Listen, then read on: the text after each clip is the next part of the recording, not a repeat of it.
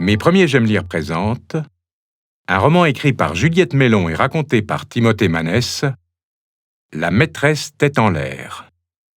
Si tu écoutes cette histoire en lisant ton magazine, tourne la page quand tu entends... Chapitre 1. La maîtresse est dans la lune. Au retour des vacances, notre maîtresse Mademoiselle Laure nous a dit « Asseyez-vous, nous allons commencer une nouvelle histoire. » Elle s'est raclée la gorge et elle a ajouté « Prenez vos oreilles et ouvrez vos livres. Je veux dire, prenez vos livres et ouvrez vos oreilles. »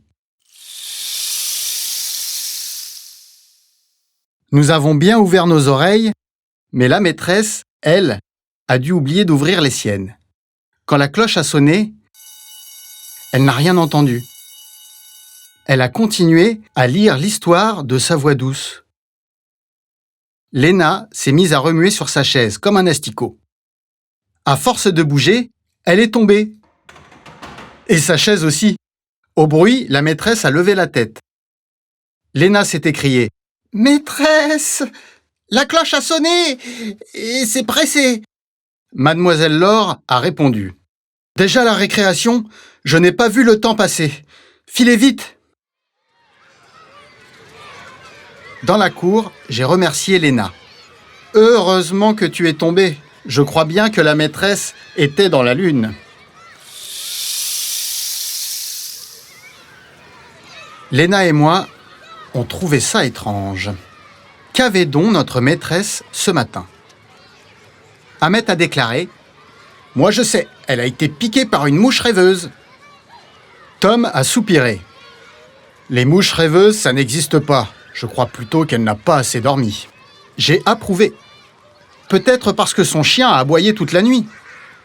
Peut-être que son chien a aboyé parce que son chat voulait manger son poisson rouge. Ça, c'était l'idée d'Ahmet. Mais nous n'avons pas eu le temps d'éclaircir le mystère. C'était déjà l'heure de nous remettre en rang.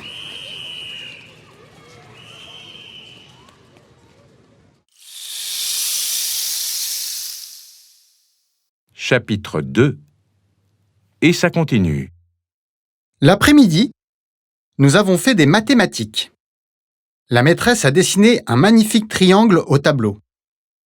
Soudain, elle a poussé un cri. « Oh non, quelle catastrophe !» Nous nous sommes regardés.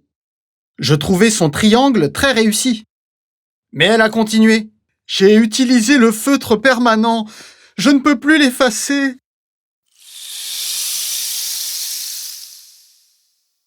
Ahmet a levé la main. « Maîtresse, il faut aller demander un produit spécial à Madame Sébé. Elle en a dans son armoire. » Mademoiselle Laure a eu l'air soulagée. « Bonne idée, Ahmet. Vas-y vite. » Lorsque Ahmet est revenu, la maîtresse a vu qu'en frottant très fort avec le produit, le feutre partait, et elle a retrouvé son joli sourire. Mais, tout à coup, elle s'est mise à éternuer sans pouvoir s'arrêter. « Atchoum! Atchoum! Atchoum !» Ses yeux pleuraient. Et elle nous a expliqué. « Je crois que je suis allergique à ce produit. » Elle a saisi le chiffon du tableau pour s'essuyer la figure. Quand elle s'est tournée vers nous, nous avons éclaté de rire. La maîtresse avait le visage tout bleu. Chapitre 3. Un bon fou rire. À cet instant, on a frappé à la porte. Monsieur Marot, le directeur, est entré. Il avait l'air préoccupé. « Mademoiselle Laure, je viens pour... » Il n'a pas fini sa phrase. Son pied venait de taper dans la corbeille, qui s'est envolée avec tous les papiers. Monsieur Marot s'est jeté en avant pour les rattraper et la maîtresse aussi. Heureusement, au moment où ils allaient se foncer dedans, Monsieur Marot a plongé pour éviter la maîtresse. Emporté par son élan, il a fait une longue glissade sur le ventre et il s'est retrouvé sous le bureau. On n'apercevait plus que ses pieds qui dépassaient en frétillant comme des poissons. Et Axel a attrapé un fou rire. Tout en cachant ses joues, la maîtresse essayait d'aider le directeur à se relever. C'était compliqué, elle n'y arrivait pas. Elle s'est tournée vers Axel et lui a dit « Astrid, ça suffit, ce n'est pas drôle. » Il n'y a jamais eu d'Astrid dans la classe, et Monsieur Marot le sait bien. En se remettant debout, il a demandé « Astrid, mais je ne connais pas cet élève. » La maîtresse est restée muette, toute rouge, sous le bleu du feutre. Elle fixait le directeur du regard. On a senti qu'il fallait faire quelque chose. Alors Charlie a répondu « Astrid, c'est notre hamster, monsieur. Et c'est vrai qu'elle fait du bruit avec sa roue. » En vrai, notre hamster, c'est un mâle. Il s'appelle Quick et il dort tout le temps. Mais Monsieur Marot n'a pas fait attention. Il avait l'air tout gêné et il est parti sans rien dire. Quand la porte s'est refermée, nous avons tous explosé de rire et même Quick s'est réveillé.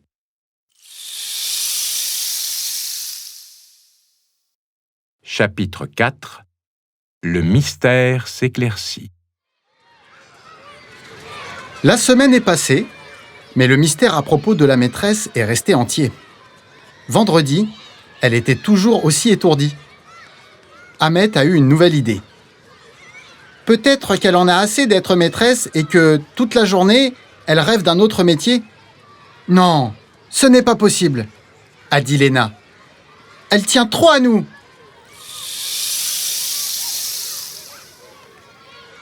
J'ai chuchoté. Je crois que je sais. Notre maîtresse est une espionne en mission. C'est pour ça qu'elle a la tête ailleurs. Tom a ajouté.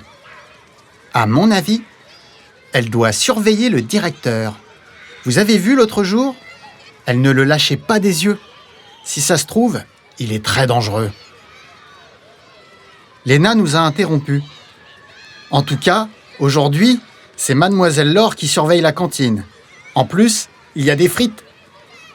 À cet instant, la maîtresse est passée devant nous. Et elle est sortie de l'école. Elle oubliait la cantine. Il fallait la prévenir. Tom a dit « Courons à la fenêtre du couloir. Nous l'appellerons. »